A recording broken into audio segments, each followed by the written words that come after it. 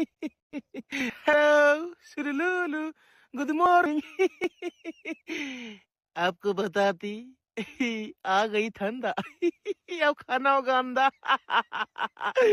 चलिए मिलते हैं अगले।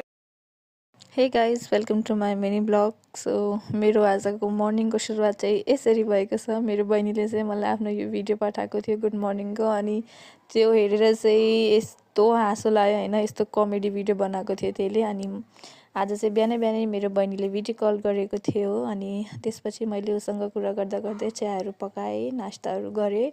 अनि मेरो छोराले एकछिन होमवर्क गराएँ। अनि यहाँ हाम्रो आमा छोराको माया हेर्न सक्नुहुन्छ तपाईँले, कति धेरै माया छ। अनि आज चाहिँ हाम्रो यो बाबुको नामकरण थियो। आज चाहिँ उसको नाम राख्ने दिन। अनि त्यहाँ चाहिँ सबैले खानासाना पकाइरहनु भएको थियो, भोजको तयारी गरिराख्नु भएको थियो। अनि म पनि यसो एकछिन गएको थिएँ। अनि यहाँ चाहिँ बेबी कस्तो रोइरहेको थियो कि भोक लाग्यो भएर।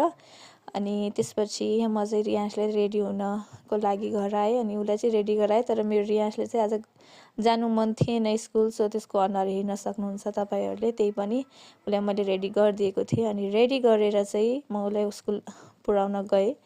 अनि स्कुल पुऱ्याइसकेपछि म आएँ घरतर्फ। अनि साफसफाइतिर लागेँ, किनभने जबसम्म घरमा बच्चा हुन्छ नि साफसफाइ हुँदैन। किनभने जति सफाइ गरे नि बच्चाले बिगारिदिइहाल्छ। अनि म चाहिँ जहिले नि बाबु नानीलाई स्कुल पठाएपछि नै आफ्नो घरको साफसफाइ गर्ने गरेको छु। अनि आज चाहिँ मैले सबै कोठाहरूमा झाडुहरू मारेँ। अनि झाडु मारिसकेपछि अनि त्यसपछि म आफै रेडी भएँ। अनि मेरो स्किन केयर त यति धेरै त छैन, त्यही नै अलिअलि चाहिँ गर्नु परिहाल्यो होइन। त्यही नै मेरो कस्तो डन्डीफोड आइरहेको थियो कि। अनि यो डन्डीफोड खै के कारणले आइरहेको हो मलाई नि थाहा छैन होइन। त्यसपछि मेरो घरमा चाहिँ मेरो सानो नन्दा आयो। अनि उसले चाहिँ म पनि रेडी हुने, म पनि लाउने भनेर मैले उसलाई पनि लगाइदिएँ। अनि म पनि रेडी हुन लाएँ। अनि रेडी हुँदा हुँदा मेरो भाइको फोन आयो। अनि त्योसँग एकछिन कुरा गरेँ। अनि त्यसपछि फेरि मेरो हस्बेन्डको फोन आयो। अनि उहाँसँग पनि एकछिन कुरा गरेँ। अनि त्यसपछि हामी गयौँ बजारतर्फ, किनभने मैले चाहिँ केही पनि लिएको थिइनँ। सो म बाबुको लागि केही लुगा लिन गइरहेको थिएँ। अनि मेरो फुबू अनि म चाहिँ बजारतर्फ लाग्यो। अनि यो हेर्न सक्नुहुन्छ हाम्रो घरको भ्यू। अनि त्यसपछि हामी गयौँ बजार अनि लिएर आयौँ बाबुको लागि कपडा। अनि यहाँ चाहिँ हुनुहुन्छ हाम्रो बाबुको ड्याडी, जो कि एकदमै लजाइरहनु भएको थियो देखाउनलाई आफ्नो अनुहार। अनि त्यसपछि हामी गयौँ चर्चमा। अनि चर्चमा चाहिँ सबैजना आइसक्नु भएको थियो लगभग। अनि यो डेकोरेट पनि गरिसकेको थियो।